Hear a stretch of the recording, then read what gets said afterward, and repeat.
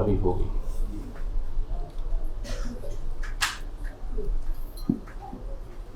اللہ رب العالمین فرماتا ہے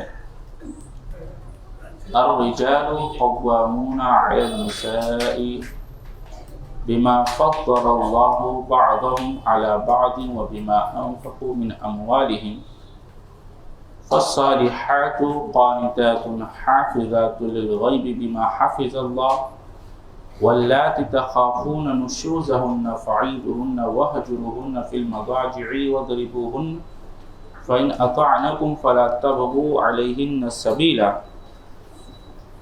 إن الله كان عليا كبيرا۔ اللہ فرماتا ہے مرد عورتوں پر حاکم ہے۔ مرد عورتوں پر حاکم کس معاملے میں ہے؟ قوام، یہ اللہ رب العالمین نے شناخت کے حساب سے، شناخت کے اعتبار سے، عقل اور سوچ کے اعتبار سے، جسمانی قوت کے اعتبار سے اللہ نے عورتوں کے بنسبت مردوں کو زیادہ مضبوط بنایا ہے۔ لہذا اللہ رب العالمین نے عورتوں کے بھی حدود کو متعین کیے ہیں اور مردوں کے بھی حدود کو متعین کیے ہیں۔ کائنات میں جتنی چیزیں ہیں ہر کسی کا الگ الگ کام ہے اور ہر کوئی اپنے اپنے حدوں پر، اپنے حدود میں رہ کر کام کر رہے ہیں۔ چاند اپنے محور پر گھومتا ہے اور سورج اپنے محور پر گردش کرتا ہے۔ چاند اپنی چوکھٹ، اپنی حد چھوڑ کر وہ سورج کی چوکھٹ پر نہیں جا سکتا۔ اسی طرح سورج اپنی چوکھٹ، اپنی حد چھوڑ کر وہ چاند کی محور اور اس کی چوکھٹ، اس کی حدوں پر نہیں جا سکتا۔ یہی حال عورت اور مرد کا بھی ہے کہ اللہ نے عورتوں کو چوکھٹ کے اندر کے حدود میں رکھا ہے، وہ گھر کے اندر رہیں، اور مردوں کو چوکھٹ کے باہر رکھا ہے کہ وہ باہر کی جتنی ضروریات ہے وہ پوری کریں۔ قوام کا مطلب یہ ہے کہ عورتوں کے تمام ذمہ داری اللہ نے مردوں کو دی ہے۔ نام، نفقہ اور سکنا، روٹی، کپڑا اور مکان، ضروریات زندگی کی ذمہ داری اللہ نے مردوں کو دی ہے، اور عورت کو گھر کی ذمہ داری ہے کہ وہ اس کے اہل و عیال، اس کی عزت کی دیکھ ریکھ کرے۔ اسی طرح سے اللہ رب العالمین نے قوام بنایا تاکہ مرد عورت پر نگراں بنے اور اس کی حفاظت کرنے والا بنے، اور اس کو اللہ کے دین کے لیے، اللہ کے دین کے معاملے میں مدد کرنے والا بنے۔ ہر مرد کی یہ ذمہ داری ہے کہ وہ اپنے اہل و عیال پہ نگرانی کرے کہ میرے بیوی اور میرے بچے نماز کی پابندی کرتے ہیں یا نہیں کرتے ہیں، قرآن کی پابندی کرتے ہیں نہیں کرتے، ان کی تلاوت کرتے ہیں یا نہیں کرتے، گناہ اور معصیت میں تو وہ گرفتار نہیں ہو رہے۔ ہر شخص اپنے اہل و عیال کے تئیں ذمہ دار ہے، وہ قوام ہے، نگراں ہے، وہ حاکم ہے۔ اس کی نگرانی کرنا، اس کی دیکھ ریکھ کرنا اللہ نے مردوں کے اوپر یہ ذمہ داری دی ہے۔ اس میں عورتوں کے لیے کوئی معیوب بات نہیں ہے کہ اللہ نے ہمیں مردوں سے کمزور بنایا، کوئی معیوب بات نہیں ہے۔ جیسے کہیں کوئی فوج لڑنے جا رہی ہے تو اس کا ایک کمانڈر ہوتا ہے۔ کمانڈر ہو جانے کا مطلب یہ نہیں ہے کہ فوج کی اہمیت کم ہو گئی۔ کمانڈر اس لیے ہوتا ہے تاکہ فوج کو ترتیب، اس کو مرتب کرے، منظم کرے، اس لیے ایک کمانڈر متعین کیا جاتا ہے۔ یہی حال مرد کا ہے کہ وہ گھر کا منظم کرنے والا، گھر کو مرتب کرنے والا ہے، تاکہ پورا گھر جو ہے وہ صحیح طور پہ دنیا اور دین کے معاملے میں صحیح طریقے سے زندگی گزار سکے۔ اس کے بعد اللہ فرماتا ہے کہ واللاتی تخافون نشوزهن فعیذوهن وہجروهن، جن عورتوں کی نافرمانی اور بد دماغی کا تمہیں خوف ہو تو انہیں نصیحت کرو۔ فعیذوهن، پہلا کام یہ ہے کہ انہیں نصیحت کی جائے، وَهْجُرْهُنَّ، اور انہیں اگر نصیحت کرنے کے بعد بھی وہ راہ راست پر نہ آئے تو عارضی طور پر ان سے اپنی بستر کو الگ کر لو، عارضی طور پر۔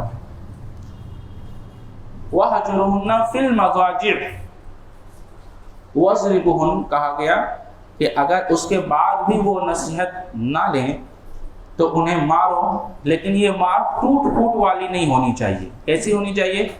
جیسے ایک ٹیچر اپنے اسٹوڈنٹ کو تنبیہاً مارتا ہے، کوئی ٹوٹ پھوٹ والی مار نہیں ہونی چاہیے۔ غالباً مجھے یاد آ رہا ہے کسی نے حضرت ابن عباس رضی اللہ تعالیٰ عنہ سے پوچھا کہ کیسے ماروں، تو آپ نے فرمایا کہ مسواک سے مار لے۔ کس سے مار لے؟ مسواک سے مار لے۔ مطلب یہ ہے کہ یہ مار بھی محبت کے ساتھ تنبیہاً نصیحت کے لیے ہونی چاہیے۔ ایسا نہ ہو کہ وحشیانہ طور پہ درندگی پوری اس پر نکال دی جائے اور بغیر کسی چیز کے تمیز کیے ہوئے اپنی طاقت کا مظاہرہ کیا جائے عورت کے اوپر، یہ بالکل ہی شریعت نے اس سے منع کیا ہے۔ یہ مار بالکل تنبیہاً ہونی چاہیے، محبت کے ساتھ، صرف اصلاح کے لیے۔ کہا گیا کہ یہ تیسری چیز اللہ نے تیسرا کام یہ بتایا ہے، وَإِن خِفْتُمْ شِقَاقَ بَيْنِهِمَا فَابْعَثُوا حَكَمًا مِّنْ أَهْلِهِ وَحَكَمًا مِّنْ أَهْلِهَا، لیکن اس کے بعد بھی اگر دیکھیں کہ ابھی اصلاح نہیں ہو پا رہی تو پھر عورت کی طرف سے ایک حاکم، ایک منصف ادھر سے متعین کیا جائے، اور مرد کی طرف سے ایک حاکم، ایک منصف متعین کیا جائے، اور وجہ نزاع تلاش کی جائے، کس وجہ سے یہ اختلاف اور نزاع اور جھگڑا ہو رہا ہے میاں بیوی کے درمیان۔ تو وہ دونوں حکمین جو منصف ہوں گے وہ وجہ نزاع تلاش کریں گے اور پھر صلح کی کوشش کریں گے کہ ان کے درمیان کسی طرح سے صلح کر دی جائے۔ لیکن اگر اس کے باوجود بھی صلح کی کوئی راہ نہ دکھے تو پھر حکمین کو یہ اختیار ہوتا ہے کہ ان دونوں کے درمیان جدائی ڈال دیں، الگ کر دیں، طلاق دلوا دیں۔ تو اللہ رب العالمین نے وہ عورتیں جو بضد ہیں یا وہ عورت اور مرد جن کے ساتھ گزارا ممکن نہیں ہو پا رہا، تو یہ 4 اسٹیپس، نسخے بتائے ہیں کہ اس طرح سے ان کے ساتھ سلوک کرو۔ پہلے سمجھاؤ محبت کے ساتھ، فَعِظُهُنَّ وَحْجُرْهُنَّ، اور پھر تنبیہاً عارضی طور پر ان سے بستر الگ کرو، اور اس کے بعد بھی نہیں سنبھلتا معاملہ تو مارو، لیکن ٹوٹ پھوٹ والی مارنا ہو، ہلکا پھلکا تنبیہاً والی مارو نصیحت کے لیے۔ اگر پھر بھی ممکن نہ ہو تو ٹھیک ہے، ان کے گھر سے ایک حکم بلا لیا جائے اور اپنے گھر سے کسی حکم کو بلا کر اپنے اپنے معاملے ان دونوں کے سامنے رکھ دیے جائے، اور وہ دونوں حکمین کیا کریں گے، وجہ نزاع، کس وجہ سے یہ لڑائی ہو رہی ہے، وہ تلاش کر کے درمیان میں صلح کرنے کی کوشش کریں گے۔ پھر بھی کوئی راہ نہ دکھے تو پھر اختیار ہوگی کہ ان دونوں کو الگ کر دیا جائے۔ اس کے بعد آگے اللہ فرماتا ہے وَاعْبُدُوا اللَّهَ وَلَا تُشْرِكُوا بِهِ شَيْئًا وَبِالْوَالِدَيْنِ إِحْسَانًا۔ اب اللہ کا حق بتایا رہا ہے۔ اللہ سب سے پہلے اللہ کا حق ہے، اور اللہ کا حق یہ ہے کہ اس کی عبادت کی جائے، اس کے ساتھ کسی بھی چیز کو شریک نہ کیا جائے۔ وَبِالْوَالِدَيْنِ إِحْسَانًا، اور اللہ کے حق کے بعد بندوں میں سب سے پہلا حق والدین کا ہے کہ والدین کے ساتھ حسن سلوک کیا جائے۔ احسان یہ ہے کہ اگر والدین جھڑکے بھی تو ان سے محبت سے بات کی جائے، نرمی کے ساتھ بات کیا جائے، اور ان کے ساتھ احسان کیا جائے، نیکی کیا جائے۔ اب تک وہ تمہاری پرورش میں اپنی جان لگا دیے، ماں باپ اپنا مال خرچ کر دیا، کیا کیا نہیں کیا، اب وہ اس کے قابل، اس کے مستحق ہوئے کہ تم ان کی خدمت کے لیے اپنی جان لگا دو۔ هل جزاء الاحسان الا الاحسان، احسان کا بدلہ احسان سے چکاؤ، کہ جس طرح انہوں نے تم پر احسان کیا اب تم ان پر احسان کرو، اور ان کے ساتھ جو ہے اچھی طرح سے ان کی دیکھ ریکھ اور ان کی خدمت کرو۔ وبالوالدین احسانا وبذی القربى والیتامى، اور قرابت داروں کا خیال کرو، ان کے ساتھ بھی احسان کرو جو رشتہ دار ہیں، والیتامى، اور یتیم جن کے والدین گزر گئے، والمساکین، جو مسکین ہیں، مسکین وہ ہیں جو کماتے تو ہیں لیکن ان کی کمائی ان کے خرچ کے لیے کافی نہیں ہوتی، اس کو مسکین کہتے ہیں۔ مثلا کوئی رکشہ چلا رہا ہے، دن بھر میں 200 روپے کماتا ہے لیکن اس کے گھر کا خرچ 400 روپے ہے، تو ایسا شخص مسکین ہے۔ کما تو رہا ہے لیکن جو ضروریات زندگی ہے اس کی کمائی سے پوری نہیں ہو پا رہی، تو ایسا شخص مسکین ہے۔ اس کو زکوٰۃ سے بھی دیا جائے گا اور اس کو اوپر صدقات بھی خرچ کیے جائیں گے، تو ان کا خیال کرو، ان کے ساتھ بھی احسان کرو۔ والجار ذی القربى، وہ جو تمہارے پڑوسی ہیں، جو پڑوسی ہیں، والجار ذی القربى، اور قرابت دار، اجنبی ہمسائے، سفر میں ہم جا رہے ہیں اور ہمارے پہلو کا ساتھی کوئی ہمارے ساتھ سفر کر رہا ہے، تو اللہ نے ان کے ساتھ بھی حسن سلوک کرنے کا حکم دیا ہے کہ وہ بھی اس کے مستحق ہے کہ ان کے ساتھ حسن سلوک کیا جائے۔ مثلا اگر آپ جا رہے ہیں، دیکھ رہے ہیں کوئی پریگننٹ عورت ہے، کھڑی ہے، آپ اپنی جگہ پر ان کو بٹھا دیں، ان کے ساتھ احسان کریں۔ کوئی بزرگ ہے، کوئی بزرگ خواتین ہے، کوئی بزرگ عورت ہے، کوئی بیمار ہے، ان سب کا خیال کریں اور انہیں جگہ دیں، ان کو بٹھائیں، ان کے ساتھ احسان کریں، حسن سلوک کریں۔ والجار الجنب والصاحب بالجنب وابن السبیل، آگے اللہ فرماتا ہے اور راہ کے مسافروں سے اور ان سے جن کے تم مالک بنائے گئے ہو۔ اور کہا گیا کہ پڑوسیوں سے، پڑوسی کی 3 قسمیں ہیں۔ نمبر 1، ایک پڑوسی وہ ہے جو مسلم نہیں ہے لیکن پڑوسی ہے، آپ کے ساتھ رہتا ہے، تو مسلم نہیں ہے، پڑوسی ہے، پڑوسی ہونے کا ایک حق وہ رکھتا ہے کہ اس کے ساتھ احسان کیا جائے، اس کے ساتھ حسن سلوک کیا جائے۔ لیکن وہ پڑوسی مسلمان ہے تو پھر دوہرا حق ہے، یہ دوسرے حقوق، 2 حق کا وہ مستحق ہے، اور اگر وہ رشتہ دار ہے تو پھر 3 حق ہے۔ تو پڑوسی ایک اگر غیر مسلم ہے تو پھر پڑوسی ہونے کا حق ادا کیجیے، اگر وہ مسلم ہے 2 حق، اور اگر وہ رشتہ دار ہے تو پھر 3 حق وہ رکھتا ہے۔ وہ لوگ جو آپ کے ماتحت ہیں، جو آپ کے نیچے کام کرنے والے لوگ ہیں، جو آپ کے ساتھ رہتے ہیں، ان میں سب سے پہلے بیوی آتی ہے۔ بیوی کی صحبت ہمیشہ رہتی ہے، بچوں کی صحبت ہمیشہ، سر فہرست بیوی ہے، آپ کے بچے ہیں، اس کے ساتھ ساتھ وہ دوست جو آپ کے ساتھ رہتے، وہ لوگ جو آپ کے ساتھ کام کرتے ہیں، کام کرنے والے ورکرز وغیرہ جو آپ کے نیچے کام کر رہے ہیں یا آپ کے ساتھ کام کر رہے ہیں وغیرہ وغیرہ، ان سب کے ساتھ اللہ رب العالمین نے حکم دیا کہ ان کے ساتھ احسان کرو، حسن سلوک روا رکھو۔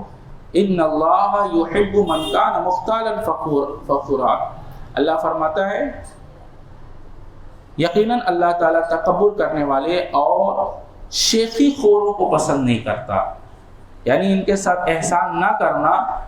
آدمی ان کے ساتھ تعلق قطع کرتا ہے تو یہ تعلق قطع کرنا کس کے نسبت، کس وجہ سے ہوتی ہے؟ اللہ نے وہ نفس کی چیز بتائی ہے، وہ ہوتی ہے انا پرستی، تکبر۔ ہم کون ہوتے ہیں ان کے ساتھ احسان کرنے والے؟ ہم کون ہوتے ہیں؟ ہم کیوں ان کے ساتھ جھک کر جائیں بات کرنے؟ آ رہی بات سمجھ میں؟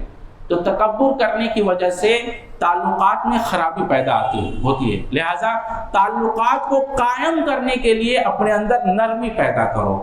اگر نرمی ہوگی تو تعلقات قائم رہے گا، اور اگر مزاج میں سختی آ جائے گی اور تکبر اختیار کرے گا آدمی تو کسی کے ساتھ تعلقات اچھے نہیں چلنے والے۔ آگے اللہ فرماتا ہے الذین یبخلون یأمرون الناس بالبخل ویکتمون ما آتاهم اللہ من فضل، جو لوگ خود بخیلی کرتے ہیں اور دوسروں کو بھی بخیلی کرنے کو کہتے ہیں، حکم بھی دیتے ہیں، اور اللہ تعالیٰ نے جو اپنا فضل انہیں دے رکھا ہے اسے چھپا لیتے ہیں، تو ہم ان کافروں کے لیے ذلت کی مار تیار کر رکھا ہے۔ اللہ اکبر! بخیلی کرنا یہ کافروں کا عمل ہے، مومن کبھی بخیل نہیں ہوتا۔ ایمان اور بخل ایک ساتھ جمع نہیں ہو سکتے۔ کنجوسی، آ رہی بات سمجھ میں؟ یہ بہت بڑا گناہ ہے۔ تو جو لوگ بخیلی کرتے بھی ہیں اور اگر کوئی فراوانی سے خرچ کرتا ہے تو اس کو بھی روکتے ہیں، کائے کو خرچ کرتے اتنا، ارے بس اس کو بھی منع کرتے ہیں۔ تو اللہ کہتا ہے ایسے کافروں کو کے لیے اللہ نے ذلت کی ماں تیار کر رکھا ہے۔ اللہ اکبر! اللہ ہم سب کی حفاظت فرمائے۔ والذین ينفقون اموالهم رئاء الناس ولا يؤمنون بالله ولا باليوم الاخر. اللہ فرماتا ہے جو لوگ اپنا مال لوگوں کے دکھاوے کے لیے خرچ کرتے ہیں. ایک خرچ کرنا تو یہ ہے کہ اللہ کے لیے ہم خرچ کر رہے ہیں، لیکن ایک وہ لوگ خرچ تو کر رہے ہیں لیکن اس لیے کہ لوگوں میں ان کی شہرت ہو. تو اللہ تعالیٰ پر اور قیامت کے دن پر ایمان نہیں رکھتے، جس کا ہم نشی اور ساتھی شیطان ہو وہ بدترین ساتھی ہے. یعنی ایسے لوگ وہ ہیں جن کا ساتھی شیطان ہے، اور یہ وہ لوگ ہیں جو اللہ پر یوم آخر پر ایمان نہیں رکھتے. ایک مفسر یہاں لکھتے ہیں، کہتے ہیں کہ جو شخص نیکی کرتا ہے اور نیکی میں اللہ کی رضا چاہتا ہے دراصل یہ مومن ہے، لیکن نیکی کرنے کے باوجود رضائے نفس چاہتا ہے دراصل اس کا نفس بھی الہ ہے. اللہ اکبر. نہیں سمجھ میں آیا؟ اگر کوئی شخص نیکی کرتا ہے لیکن رضائے نفس چاہتا ہے، اپنے نفس کی رضا چاہتا ہے، خود خوش ہونا چاہتا ہے، تو یہ عبادت وہ خود کی کر رہا ہے، وہ اللہ کی عبادت نہیں کر رہا ہے. اللہ اکبر. اس کے بعد حضرت عبداللہ بن مسعود رضی اللہ تعالیٰ عنہ ہیں، بیٹھے ہوئے ہیں، صحابہ کرام بیٹھے ہیں. رسول اللہ صلی اللہ علیہ وسلم نے مجھ سے فرمایا کہ قرآن سناؤ. تو انہوں نے کہا کہ اللہ کے رسول کیا میں آپ کو قرآن سناؤں؟ قرآن تو آپ پر نازل ہوا ہے. تو انہوں نے کہا میرا دل چاہتا ہے کہ میں اپنے محبوب کا کلام کسی سے سنوں. تو انہوں نے سورہ نساء پڑھنی شروع کی. سورہ نساء پڑھتے پڑھتے اس آیت پر پہنچے، فَكَيْفَ إِذَا جِئْنَا مِنْ كُلِّ أُمَّةٍ بِشَهِيدٍ وَجِئْنَا بِكَ عَلَى هَؤُلَاءِ شَهِيدًا. یہ کیا حال ہوگا اس وقت جس وقت ہر امت میں سے ایک گروہ ہم لائیں گے گواہ بنا کر. اللہ اکبر. اور آپ کو ان لوگوں پر گواہ بنائیں گے. اس وقت کیا حال ہوگا؟ تو عبداللہ بن مسعود سر جھکا کر پڑھ رہے تھے اور اللہ کے نبی صلی اللہ علیہ وسلم اور صحابہ کرام سن رہے تھے. جب اس آیت پر پہنچے تو اللہ کے رسول نے کہا بس کرو بس کرو. تو عبداللہ بن مسعود کہتے ہیں کہ میں جب سر اٹھا کر دیکھا تو دیکھا کہ رسول اللہ صلی اللہ علیہ وسلم کی آنکھوں سے آنسو جاری ہیں اور آپ رو رہے ہیں. اللہ اکبر. کیسے لوگ تھے؟ جس نبی پر یہ قرآن نازل ہوا وہ نبی اس قرآن کو سن کر رو رہا ہے. تو صحابہ کرام کی جماعت، یہ ان لوگوں کی محفل تھی جنہوں نے اس دنیا کو فتح کیا. یہ 57 جو ملک ہے ہم نے تھوڑی فتح کیا، یہ ان کا دیا ہوا ہے. آج ہم سنبھال نہیں پا رہے. یہ اتنی بڑی، یہ ان کی مجلسیں ایسی ہوا کرتی تھی، وہ قرآن پڑھتے تھے، قرآن سنتے تھے اور رویا کرتے تھے. ہم میں سے کتنے لوگ ہیں جو قرآن پڑھتے پڑھتے روتے ہوں؟ کیا کبھی ایسی کیفیت دل میں پیدا ہو پاتی ہے کہ آنکھوں سے آنسو جاری ہو جائے؟ نہیں ہو پاتی. وجہ ہمارے دلوں پر قرآن کا ایسا اثر ہی نہیں ہوتا، کیونکہ سمجھ ہی نہیں پا رہے کہ ہم کیا پڑھ رہے ہیں اور کیا کہہ رہے ہیں. اللہ فرماتا ہے یا ایھا الذین آمنوا لا تقربوا الصلاۃ وانتم سکارى. اے ایمان والو جب تم نشے کی حالت میں رہو تو نماز کے قریب نہ جاؤ. اب اس پر ایک مفسر کی شرح ہے، غور سے سنیے. کہتے یہ ہیں کہ نماز یہ مطلوب ہے نماز میں کہ انسان نماز کی حالت، نماز ہوش مند کی حالت میں پڑھے. اگر کوئی شخص نماز کو بالکل خشوع خضوع کے ساتھ اور ہوش کے ساتھ نہیں پڑھتا تو اس کی نماز کا کوئی فائدہ نہیں ہے. اسی لیے دیکھیے کہ اللہ رب العالمین نے نشے کی حالت میں نماز کے قریب جانے سے روک دیا ہے. ایسے نیند کا غلبہ ہو تو بھی نماز میں کو مؤخر کر دیا جائے، پہلے نیند پورا کیا جائے. اللہ اکبر. زوردار بھوک ہو اور کھانا حاضر ہو، کھانا کھا لیا جائے. زوردار پیشاب اور پخانے کی حاجت ہو، پہلے اس کو پورا کیا جائے اور پھر نماز کی طرف آ جائے. کیوں؟ کیونکہ نماز کے لیے ہوش کا ہونا ضروری ہے، نماز کے لیے خشوع اور خضوع کا ہونا ضروری ہے. آگے دیکھیے اللہ فرماتا ہے ان اللہ لا یغفر ان یشرک بہ ویغفر ما دون ذلک لمن یشاء. اللہ ہر گناہ کو معاف کر دے گا سوائے شرک کے. شرک سے کیا مراد؟ دیکھیے اللہ کی ذات، صفات اور عبادت میں شرک کرنا. ذات میں شرک کیا ہے؟ کہ اللہ کا بیٹا بنا لیا جائے، نعوذ باللہ ثم نعوذ باللہ، جیسے یہودیوں نے اور عیسائیوں نے کیا. اور پھر اللہ کے نور سے جدا ہوئے نور کسی کو مان لیا جائے، یہ ذات میں شرک ہے. اور صفات میں شرک یہ مان لیا جائے کہ جیسے اللہ سنتا اور دیکھتا ہے، ہمارے اکابر، ہمارے بزرگ، ہمارے فلاں بابا، ہمارے فلاں وہ بھی پکارو یا علی مدد اور یا غوث اعظم پکارو تو وہ سنتے ہیں اور مدد کرتے ہیں. یہ صفات میں شرک ہے اللہ کی. اللہ کی طرح نہ کوئی سننے والا ہے اور نہ کوئی مدد کرنے والا ہے، تو یہ صفات میں شرک ہے. اور اللہ رب العالمین کی عبادت میں شرک، نماز عبادت ہے، روزہ عبادت ہے، نذر و نیاز عبادت ہے، رکوع سجدہ عبادت ہے، یہ کسی اور کے لیے کیا جائے تو یہ ہے اللہ کی عبادت میں شرک. اور ایک شرک اور بتائیں، خوف اللہ ہی سے کھانا عبادت ہے، خشیت اللہ ہی سے کرنا عبادت ہے، اور اسی طرح امید اللہ ہی سے کرنا عبادت ہے، اور یہ ساری چیزیں، محبت اللہ ہی سے کرنا عبادت ہے، نفرت اللہ کے لیے کرنا عبادت ہے. اللہ اکبر. نفرت بھی عبادت ہے جب اللہ کے لیے کیا جائے، محبت بھی عبادت ہے جب وہ اللہ کے لیے کیا جائے، خوف بھی عبادت ہے اگر وہ صرف اللہ سے خوف کھایا جائے، اور امید بھی عبادت ہے جب وہ صرف اللہ سے کی جائے. لیکن اللہ کے علاوہ اگر اسی طرح سے جیسے اللہ سے امید اور خوف کھانا ہے، کسی اور سے اگر خوف اور امید ویسا لگاتے ہیں تو یہ عبادت میں شرک ہے. تو اللہ کی عبادت میں، اس کی صفات میں اور اس کی ذات میں شرک کرنا یہ ہوا. اللہ تعالیٰ ہر گناہ کو معاف کر دے گا، مشرک کو، شرک کرنے والے کو معاف نہیں کرے گا. اور اللہ نے جنت کو حرام کر دیا ہے مشرکوں کے اوپر. اِنَّهُ مَن يُشْرِكْ بِاللَّهِ فَقَدْ حَرَّمَ اللَّهُ عَلَيْهِ الْجَنَّةَ. اللہ کہتا ہے کہ اللہ نے مشرکوں کے اوپر جنت کو حرام کر دیا ہے. جہنم میں یہ ہمیشہ کے لیے جائیں گے، ان کا کوئی سفارشی اور مددگار نہیں ہوگا. آگے اللہ فرماتا ہے ان اللہ یأمرکم ان تؤدوا الامانات الی اہلہا. اللہ تعالیٰ تمہیں تاکیدی حکم دیتا ہے کہ امانت والوں کو ان کی امانت کو پہنچا دو.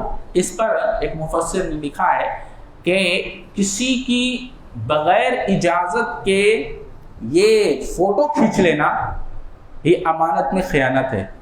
کسی کی ویڈیو بنا لینا اور وائرل کر لینا امانت میں خیانت ہے. کسی کی پرائیویسی کی ویڈیو بنا لیا جائے، اس کی فوٹو کھینچ لی جائے بغیر اجازت کے اور اس کو وائرل کیا جائے، یہ امانت میں خیانت ہے، لہذا وہ بھی امانت ہے. اللہ اکبر.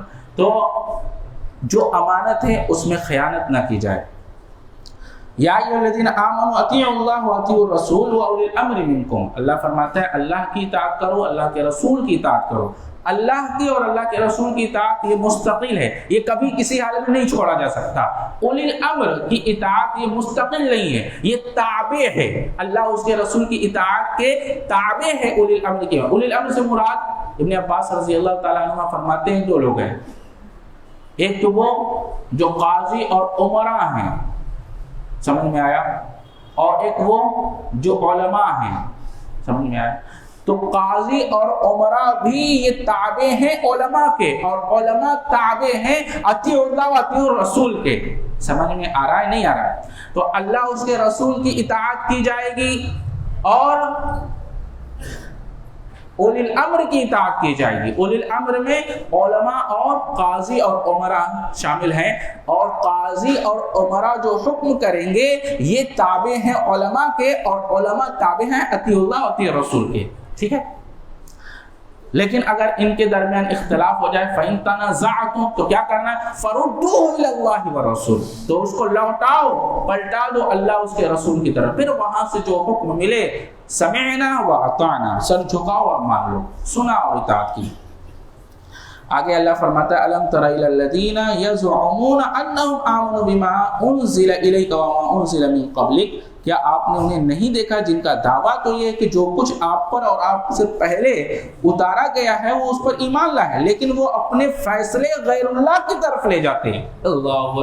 آج کتنے لوگ ہیں جب درمیان میں جھگڑا ہو جاتا ہے تو کتنے لوگ ہیں جو کہتے ہیں کہ ہم اپنی جھگڑے کی صلح اللہ کی کتاب سے اور رسول اللہ صلی اللہ علیہ وسلم کے فرمان سے کریں گے. ہم میں سے کتنے لوگ ہیں؟ کوئی نہیں ہے. اکثر و بیشتر آج آپ کو میں بتاؤں تو یہ بے جانا ہوگا، اکثریت تعداد مسلمانوں کی کورٹ کچہری میں نظر آتی ہے، عدالتوں میں نظر آتی ہے.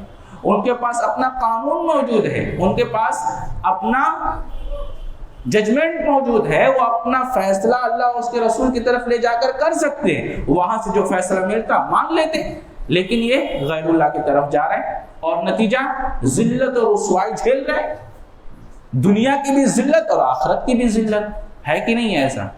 تو اپنے جھگڑے کو، اپنے معاملے کو اللہ اس کے رسول کی طرف پلٹاؤ اور وہاں سے فیصلہ لو، جو فیصلہ وہاں سے آ جائے سمعنا واطعنا، بس مان لیا جائے۔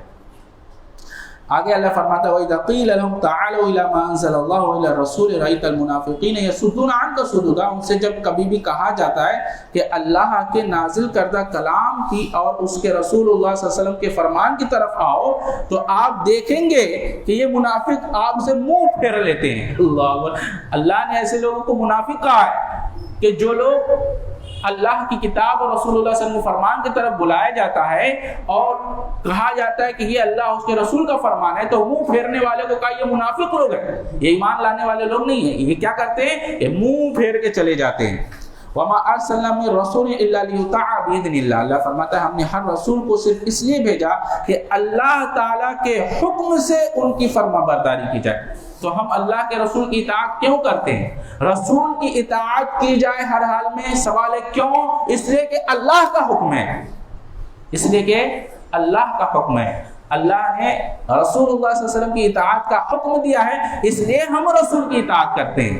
تو اللہ خود فرماتا ہے ہم نے رسول کو اس لیے بھیجا تاکہ اللہ کے حکم سے ان کی اطاعت کی جائے۔ اگر یہ لوگ جب انہوں نے اپنی جانوں پر ظلم کیا تھا تیرے پاس آ جاتے اور اللہ تعالیٰ سے استغفار کرتے اور رسول بھی ان کے لیے استغفار کرتے تو یقیناً یہ لوگوں کو اللہ تعالیٰ معاف کر دیتا۔ اللہ تعالیٰ بڑا مہربان ہے۔ آگے دیکھیے اللہ فرماتے فلا وربک لا یؤمنون، اللہ اکبر، سو قسم ہے تیرے پروردگار کی، قسم ہے اللہ رب العالمین خود اپنی قسم کھاتا ہے۔ فلا وربک لا یؤمنون، یہ مومن ہو ہی نہیں سکتے۔ کتنی بڑی بات ہے یہ، اللہ اپنی قسم کھا کر کہتا ہے فلا وربک، قسم ہے تیرے پروردگار کی، تیرے رب کی، لا یؤمنون، یہ مومن نہیں ہو سکتے۔ کون مومن نہیں ہو سکتے؟ کہا کہ لا یؤمنون حتی، یہاں تک کہ حتی یحکموک فیما شجر بینہم، کہ یہ اپنے فیصلے اللہ اس کے رسول سے نہ کروانے والے ہو جائیں، اللہ، اور جو آپ ان کے حق میں فیصلہ کر دیں اس کو ماننے والے نہ ہو جائیں۔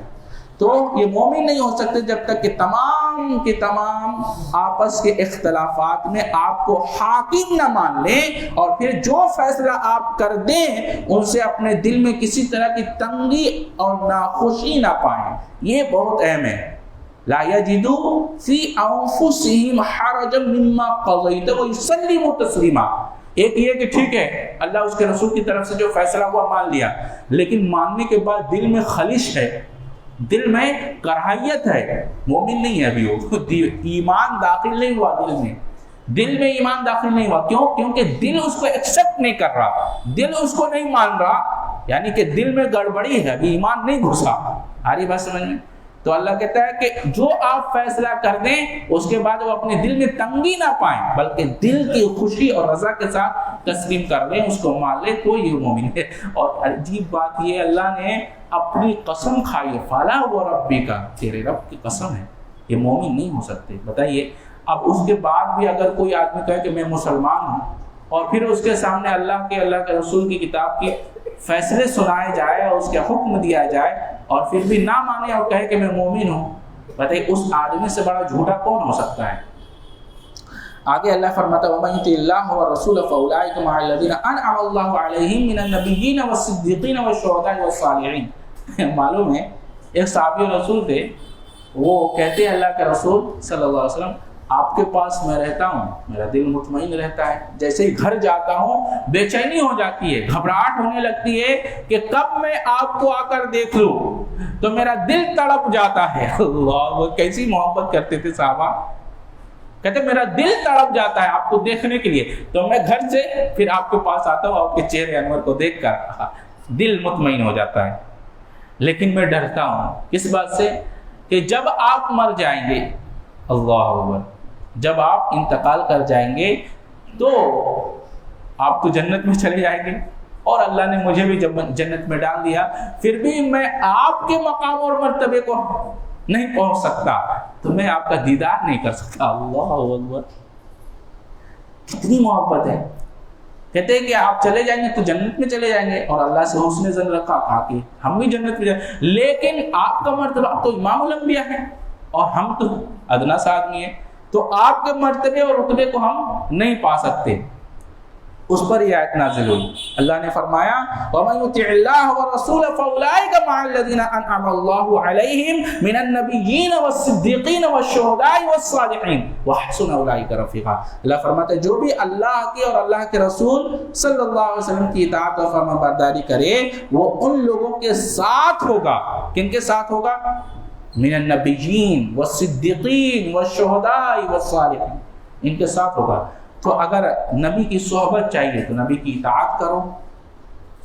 آگے اللہ فرماتا ہے وَمَا لَكُمْ لَا تُقَاتِلُونَ فِي سَبِيلِ اللَّهِ وَالْمُسْتَضْعَفِينَ مِنَ الرِّجَالِ وَالنِّسَاءِ وَالْوِلْدَانِ الَّذِينَ يَقُولُونَ رَبَّنَا أَخْرِجْنَا مِنْ هَٰذِهِ الْقَرْيَةِ الظَّالِمِ أَهْلُهَا وَاجْعَل لَّنَا مِن لَّدُنكَ وَلِيًّا وَاجْعَل لَّنَا مِن لَّدُنكَ نَصِيرًا۔ اللہ کہتا ہے بھلا کیا وجہ ہے؟ اللہ پوچھتا ہے کیا بات ہے تمہیں، کیا وجہ ہے، کس چیز نے تمہیں مجبور کیا ہے، کیوں تم ایسا نہیں کرتے، کیسا نہیں کرتے تھے؟ کہ آگے اللہ کہتا ہے کہ تم اللہ کی راہ میں ان ناتواں اور مجبور مردوں، عورتوں اور ان ننھے ننھے بچوں کے چھٹکارے کے لیے اللہ کی راہ میں جہاد نہیں کرتے، لڑتے نہیں ہو؟ کیا ہو گیا تمہیں؟ جو دعا کرتے ہیں اللہ سے، کیا دعا کرتے ہیں؟ ربنا اخرجنا من هذه القرية الظالم اهلها، کہ اے ہمارے رب، اے میرے رب، ان ظالموں کی بستی سے ہمیں نجات دے دے، نکال دے، اور ہمارے لیے خاص اپنے پاس سے کوئی حمایتی، کوئی مددگار مقرر کر دے، بھیج دے، اور ہمارے لیے خاص اپنے پاس سے مددگار بنا دے۔ تو یہ دعا کرتے ہیں، ان کے لیے کیا وجہ ہے؟ اچھا، آدمی کو عموماً دو ہی وجہ ہوتی ہے، دو ہی وجہ ہوتی ہے، ایک تو اپنے جان کا خطرہ اور دوسرا اپنے جان کے ساتھ رزق خطرہ۔ آدمی دو چیزوں کے بارے میں سوچتا ہے، اگر میں ایسا کر لوں گا کھاؤں گا کیسے، اور دوسرا جان، میری جان چلی جائے گی۔ اور میں ایک بات بتاؤں، ایک مفسر لکھتے کہتے ہیں کہ جو شخص ان کی وجہ سے اللہ کی راہ میں جانے سے رکتا ہے وہ انہی کے ساتھ آزمایا جاتا ہے، یعنی وہ جان اور مال کے ساتھ ہی آپ جس کی وجہ سے اللہ کی عبادت میں، اللہ کی اطاعت میں رکتے ہیں، جو چیز آپ کو روکتی ہے وہی چیز کو اللہ آپ کے لیے، ہمارے لیے آزمائش بنا دیتا ہے۔ مثلا کوئی اپنے بیوی بچوں کی وجہ سے اللہ کی عبادت میں غفلت کر رہا ہے تو اللہ رب العالمین اس کے بیوی بچوں کو اس کے لیے فتنہ بنا دیتا ہے اور آزمائش کا سبب بنا دیتا ہے۔ مال سے اگر محبت زیادہ ہے تو مال کو آزمائش بنا دی جاتی ہے۔ تو جس چیز کی محبت زیادہ ہوتی ہے اللہ اس کو اس کے لیے آزمائش بنا دیتا ہے، یا تو وہ آزمائش ہوگا کھڑا اتر جائے گا، یا تو اس کے لیے فتنہ بن جائے گا۔ آگے اللہ فرماتا ہے اینما تکون یدرککم الموت ولو کنتم فی بروج مشیدہ، موت سے تم ڈرتے ہو، موت تو تمہیں آ کر رہے گی، چاہے تم مضبوط قلعوں میں قید ہو جاؤ، چاہے تم کہیں بھی بند ہو جاؤ، مضبوط قلعوں میں بند ہو جاؤ، قید ہو جاؤ۔ اگر انہیں کوئی بھلائی ملتی ہے تو کہتے ہیں یہ اللہ کی طرف سے، اور اگر کوئی برائی پہنچتی ہے تو کہہ دیتے ہیں کہ یہ تیری طرف سے ہے، یعنی نبی صلی اللہ علیہ وسلم کو کہا جا رہا ہے۔ بھلائی پہنچتی تو کہتے ہیں اللہ کی طرف سے، لیکن نقصان پہنچتا ہے تو کہہ دیتے تیری وجہ سے ہے۔ تو اگر تم موت سے ڈرتے ہو تو موت تو تمہیں آ کر رہے گی، چاہے تم مضبوط قلعوں میں بند ہو جاؤ۔ آگے اللہ فرماتا ہے من یطیع الرسول فقد اطاع اللہ، دیکھو رسول کی اطاعت ہی اللہ کی اطاعت ہے۔ جس نے رسول کی اطاعت کی اس نے کس کی اطاعت کی؟ اللہ ہی کی اطاعت کی۔ افلا یتدبرون القرآن، اللہ کہتا ہے کیا یہ لوگ قرآن پہ غور نہیں کرتے، قرآن پہ تدبر نہیں کرتے؟ یہ قرآن کوئی جنتر منتر کی کتاب نہیں ہے جو پڑھا اور جادو کیا اور ہو گیا، ایسا نہیں ہے۔ یہ قرآن غور و فکر کی کتاب ہے، اس پر تدبر کیا جاتا ہے، اس پر تفکر کیا جاتا ہے، اس پر غور و فکر کیا جاتا ہے۔ جو جتنی زیادہ غور و فکر کرتا ہے اس کو اتنی قیمتی موتی ملتے ہیں، جتنی گہرائی میں اتریں گے اتنی قیمتی موتی پائیں گے۔ یہ ایسی کتاب ہے، ایک ایک آیت پر ڈیرے ڈال کر بیٹھ جائیے، یہ بات اللہ نے کہی ہے، کیوں کہی ہے؟ ڈیرے ڈال کر بیٹھ جائیے اور پھر غور و فکر کیجئے اس بات پہ، دیکھیے کیا کیا چیزیں، کیا کیا راز کھولیں گے۔ پھر یہ رازداں ہیں. اللہ بڑی عام کتاب نہیں ہے. افلا یتدبرون القرآن، اللہ کہتا ہے کیا یہ قرآن پر غور نہیں کرتے؟ وَلَوْ كَانَ مِنْ عِنْدِ غَيْرِ اللَّهِ لَوَجَدُوا فِيهِ اخْتِلَافًا كَثِيرًا، اگر یہ اللہ تبارک تعالیٰ کے سوا کسی اور کی طرف ہوتا، کسی اور کی طرف سے ہوتا تو یقیناً یہ اس میں کیا کر پاتے؟ بہت زیادہ اختلافات پاتے. آپ دیکھیں گے کہ دوسری کتابوں میں بہت ساری چیزوں میں اختلافات ہوتے ہیں، لیکن اللہ کی کتاب میں اختلاف نہیں ہے. تو کہتے ہیں یہ قرآن پر اگر غور کرتے تو یہ دیکھتے کہ اس میں کوئی اختلاف نہیں ہے. مَن يَشْفَعْ شَفَاعَةً حَسَنَةً يَكُنْ لَهُ نَصِيبٌ مِنْهَا، اللہ کہتا ہے جو شخص کسی نیکی یا بھلے کام کی سفارش کرے تو اسے بھی اس کا کچھ حصہ ملتا ہے.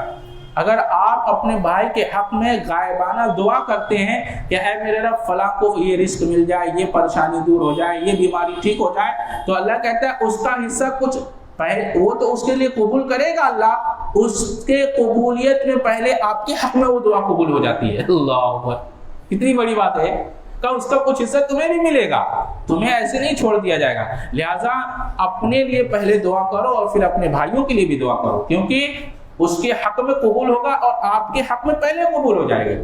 تو من یشفع شفاعۃ حسنۃ یکن لہ کفل منها ومن یشفع شفاعۃ سیئۃ یکن لہ کفل منها، اور جو کوئی برائی اور بدی کی سفارش کرتا ہے تو اس کے لیے بھی اس میں سے ایک حصہ ہے. اگر برائی کی سفارش کی جا رہی ہے، کوئی کام برا کر رہا ہے، آپ کو پتا ہے کہ یہ کام برا ہے لیکن اس کے حق میں سفارش کر رہے ہیں، وہ کام اس کا کروا دیجیے.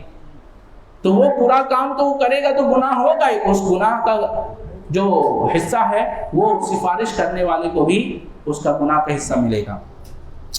آگے اللہ فرماتا ہے وَإِذَا حَيِّيتُم بِتَحِيَّةٍ فَحَيُّوا بِأَحْسَنَ مِنْهَا أَوْ رُدُّوهَا، جب تمہیں سلام کیا جائے تو اس سے بہتر طریقے سے جواب دو، اس سے اچھے طریقے سے تم اس سلام کا جواب دو، الفاظ اس سے بہتر طریقے سے اس کو لوٹاؤ. وَإِن يَتَفَرَّقَ يُغْنِ اللَّهُ كُلًّا مِنْ سَعَتِهِ، اگر میاں بیوی میں جدا ہو جائیں تو اللہ تعالیٰ اپنی وسعت سے ہر ایک کو بے نیاز کر دے گا. یہاں پر ایک بہت اہم بات کہنے جا رہے ہیں، غور سے سنیں. دیکھتے ہیں کہ شوہر اور بیوی کے درمیان جھگڑا ہوتا ہی رہتا ہے، سکون نہیں ہے، دونوں کی زندگی میں کیا ہے؟ سکون ختم ہو گیا ہے، دونوں ایک دوسرے سے پریشان ہو گئے ہیں. اب نباہ کرنا ناممکن نظر آتا ہے تو کیا کرنا چاہیے؟ اللہ کہتا ہے جھیلو نہیں، گھسیٹو نہیں، زندگی گھسیٹ گھسیٹ کے جینے کا نام نہیں ہے. گھسیٹو نہیں، کیا کرو؟ الگ ہو جاؤ، تم دونوں ایک دوسرے سے الگ ہو جاؤ. تو اللہ کیا کرے گا؟ اللہ رب العالمین غنی کر دے گا. ایک مفسر لکھتے ہیں جو چھوڑو گے اس سے بہتر اللہ دے دے گا. اللہ، سمجھ میں آیا؟ جو چھوڑو گے اللہ اس سے بہتر عطا کر دے گا. اللہ اپنی قدرت پہ، اللہ ہر چیز پہ قادر ہے، اپنے فضل سے اس کے حکم پر عمل کیا جائے گا تو اللہ کی رحمت اور مدد ہوگی، اور اللہ کے حکم پر سے نافرمانی کی جائے گی تو پھر اللہ کی مدد نہیں ہوگی، انسان فتنے میں مبتلا ہوگا. تو اللہ کہتا ہے گھسیٹو نہیں، زیادہ گھسیٹ گھسیٹ کے زندگی نہیں جیو. اگر نبھا ہونا ناممکن نظر آتا ہے تو پھر الگ ہو جاؤ، اللہ جو چھوڑو گے اس سے بہتر عطا فرما دے گا. آگے اللہ فرماتا ہے یا ایھا الذین آمنوا کونوا قوامین بالقسط شہداء للہ ولو علی انفسکم والوالدین والاقربین. بہت اہم بات کہنے جا رہے ہیں، بہت توجہ سے سنیے. اللہ کہتا ہے اے ایمان والو، عدل اور انصاف کو مضبوطی سے تھام لو، جم جاؤ اور اللہ کی رضا کے لیے، اس کے خوشی کے لیے سچی گواہی دو، اور عدل اور انصاف کے ساتھ رہو. عدل اور انصاف کی بات کہو، چاہے وہ تمہارے خود کے خلاف کیوں نہ ہو. اللہ اکبر. کچھ باتیں ایسی ہوتی ہیں جو ہم نہیں کر رہے ہوتے ہیں، لیکن جب بولنے کا موقع آئے تو وہ بات میرے خود کے خلاف کیوں نہ ہو، بات حق کی کرنی چاہیے، عدل اور انصاف کی کرنی چاہیے. پھر والوالدین، چاہے وہ تمہارے ماں باپ کے خلاف ہو، چاہے وہ تمہارے رشتہ دار کے خلاف ہو، کسی کے بھی خلاف ہو، لیکن عدل نہیں چھوٹنا چاہیے، انصاف نہیں چھوٹنی چاہیے. بولو تو حق کی بات بولو. وَإِذَا قُلْتُمْ فَاعْدِلُوا وَلَوْ كَانَ ذَا قُرْبَىٰ.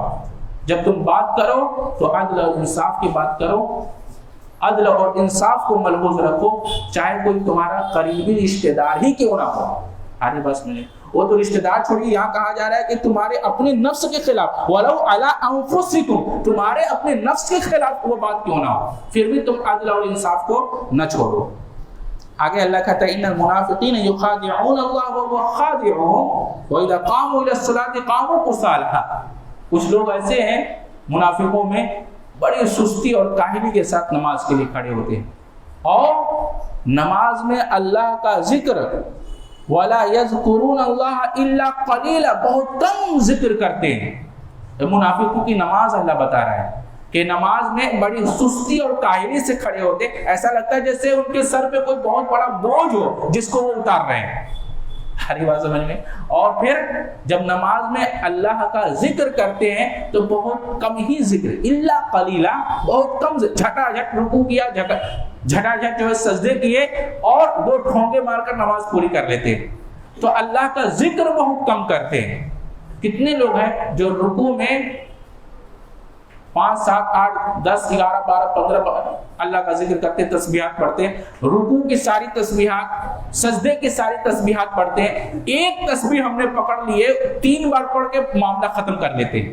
ایسا نہیں ہے سبحان ربی الاعلیٰ اور سبحان ربی العظیم 3 بار پڑھے معاملہ ختم، ایسا نہیں ہے۔ اللہ رب العالمین یہاں فرما رہا ہے منافقین کی نماز ایسی ہوتی تھی کہ وہ نماز میں اللہ کا ذکر بہت کم کرتے تھے۔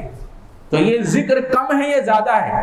سبحان اللہ، سبحان اللہ، یہ جو دعا پڑھتے ہیں سبحان ربی العظیم اور سبحان ربی الاعلیٰ 3 مرتبہ، یہ ذکر کم ہے یا زیادہ ہے؟ کم ہے نا؟ تو اللہ کہتا ہے منافقین ایسا کرتے تھے، تو ہمیں کیا کرنا چاہیے؟ مومنین کا حال یہ ہونا چاہیے کہ خشوع خضوع کے ساتھ جتنی چاہے آپ پڑھ لیں، جتنی زیادہ سے زیادہ سکون کے ساتھ پڑھ لیں، یہاں تک کہ سارے اعضاء برابر ہو جائیں، درست ہو جائیں، ٹھہر جائیں اپنی جگہ پر۔ ابھی رکوع کے بعد آدمی سیدھا کھڑا نہیں ہوتا اور سجدے میں چلا جاتا ہے، اور سجدے میں ابھی صحیح طرح سے 7 ہڈیاں جمتی نہیں ہیں زمین پہ کہ پھر سے سر اٹھا لیتا ہے، اور پھر ابھی بیٹھا ہی تھا کہ ابھی 2 سجدوں کے درمیان پوری دعا نہیں پڑھتا، اللہم اغفر لی شارٹ کٹ میں پڑھ کے اور دوسرا سجدہ کر لیتا ہے۔ صرف وہ دعا نہیں، اللہم اغفر لی وارحمنی وعافنی واہدنی واجبرنی وارزقنی، یہ پوری دعا پڑھنی ہے تو نہیں پڑھتا۔ تو یہ شارٹ کٹ میں بہت کم ذکر کر کے اپنی نماز پوری کر لیتے۔ اللہ کہتا ہے یہ منافقوں کی حالت تھی، وَإِذَا قَامُوا إِلَى الصَّلَاةِ قَامُوا كُسَالَىٰ يُرَاءُونَ النَّاسَ، یہ لوگوں کے دکھاوے کے لیے نماز پڑھتے ہیں، اور وَلَا يَذْكُرُونَ اللَّهَ إِلَّا قَلِيلًا، اور اللہ کا ذکر بہت کم کرتے ہیں۔ تو ہمیں چاہیے کہ ہم خشوع خضوع کے ساتھ اور اللہ کا ذکر کثیر کریں، زیادہ سے زیادہ ذکر کریں۔ آگے دیکھیے ما یفعل اللہ بہذا، ایک مفسر یہاں لکھتے ہیں، کہتے ہیں کہ یہ تو منافقوں کے بارے میں اللہ کہہ رہا ہے یہ پڑھتے ہیں، اور اس طرح پڑھتے ہیں تو اللہ ان کی مذمت کر رہا ہے جو پڑھتا ہی نہیں، جو اللہ کے لیے نماز میں کھڑا ہی نہیں ہوتا۔ یہ تو سستی کے ساتھ کھڑے ہو رہے ہیں تو اللہ مذمت کر رہا ہے، لیکن جو کھڑا ہی نہیں ہوتے ان کا کیا حال ہوگا؟ غور کر رہے ہیں؟ آگے اللہ فرماتا ہے ما یفعل اللہ بعذابکم ان شکرتم وآمنتم وَأَقَانَ اللَّهُ شَاكِرًا عَلِيمًا، اللہ تعالیٰ تمہیں سزا کیوں دے گا؟ اللہ کتنا پیارا جواب ہے۔ اللہ پوچھتا ہے اللہ کو کیا پڑی ہے جو تمہیں سزا دے، تمہیں عذاب دے؟ 2 چیز اگر تم کرنے والے ہو جاؤ، اللہ کا شکر کرنے والے اور ایمان والے بن جاؤ۔ جتنی بھی قومیں تباہ ہوئی ہیں آپ ان قوموں کے واقعات پڑھیے، یہی 2 چیزیں آپ کو نہیں ملیں گی۔ ایک تو وہ شکر گزاری کرنے والے نہیں تھے، اللہ کی نعمتوں میں پل پڑ رہے تھے اور ہر نعمتیں اللہ عطا فرما رہا تھا، پھر بھی شکر گزاری نہیں تھی ایک، اور دوسرا وہ ایمان والے نہیں تھے، انکار کرتے تھے، تکذیب کرتے تھے اپنے رسولوں کی، اپنے رسولوں کی نافرمانی کرتے تھے، جھٹلاتے تھے۔ تو ان 2 وجہوں سے اللہ نے عذاب دیا۔ اللہ نے وہی بات کہی، کہا ما یفعل اللہ بعذابکم، اللہ تعالیٰ تمہیں سزا کیوں دے گا؟ کیا کرے گا اللہ سزا دے کے؟ ان شکرتم وآمنتم، اگر تم اللہ کا شکر گزار بن جاؤ، اللہ پر ایمان لانے والے بن جاؤ۔ اللہ اکبر۔ تو یہ 2 چیزیں اگر اللہ کے عذاب سے بچنا ہے تو ان 2 چیزوں کو تھام لے، ایمان والے بن جائے سچے پکے اور شکر گزاری کرنے والے بن جائے۔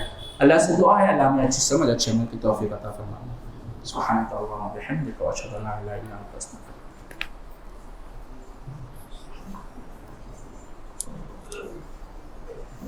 ہے.